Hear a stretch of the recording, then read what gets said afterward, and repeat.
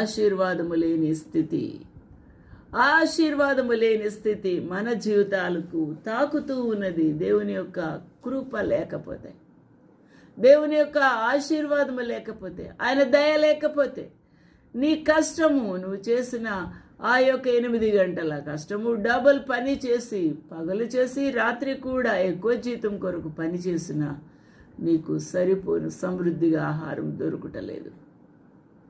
You have sown much and bring in little. You eat, but you have not enough. You drink, but you are not filled with drink. You clothe you, but there is none warm. And he that earneth wages to put it into a bag with holes. కాబట్టి అది నిలబడుట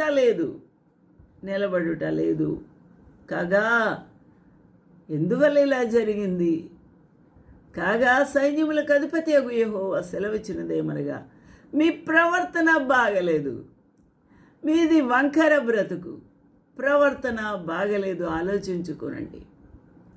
మీ యొక్క ఆలోచన బాగలేదు, ఆలోచించుకోండి. మీ హృదయ కాఠిన్య స్థితి బాగలేదు, ఆలోచించుకోనండి. దేవుని యొక్క కార్యముల పక్షంగా భయము, భక్తి, అప్రమత్తత లేదు, ఆలోచించుకొనుడి. Thus said the Lord of hosts, consider your ways. ఈ రోజున నీ ఆలోచనలు ఎలా ఉన్నాయి? నీ పనులు ఎలా ఉన్నాయి? నీ ప్రవర్తన ఎలా ఉన్నది? దేవుని కొరకు ఏ విధమైన బాధ్యత వహించిన దానవుగా, వాడవుగా దేవుని పనిని పూనుకున్నావు, చేస్తూ ఉన్నావు, కొనసాగించుచూ ఉన్నావు, ఆలోచన చేయవలసిన వారమై ఉన్నావు. ప్రభు నీతో మాట్లాడుతూ ఉండగా దేవుని యొక్క ఆలయము పక్షంగా నీ బాధ్యత ఏంటి? ఇదిగో నీ దేహం అనే దేవుని యొక్క ఆలయము పాడైపోయింది.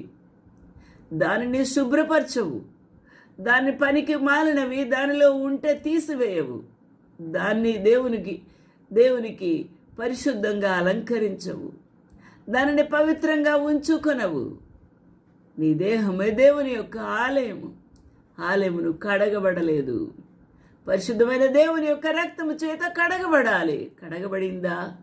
హిమము కంటే తెల్లగా నన్ను కడుగు ప్రభువా అని దావీదు మహారాజు అన్నట్టు, ఈ సోపుతో నన్ను కడుగు అని ప్రార్థించినట్టు, నీవు నీ యొక్క హృదయాన్ని, అంతరంగమును, నీ ఆలోచనల్ని పరిశుద్ధమైన దేవుని సన్నిధిలో ఒప్పుకుంటూ, పరీక్షించుకుంటూ, ప్రభువైన యేసు రక్తముతో కడుగు.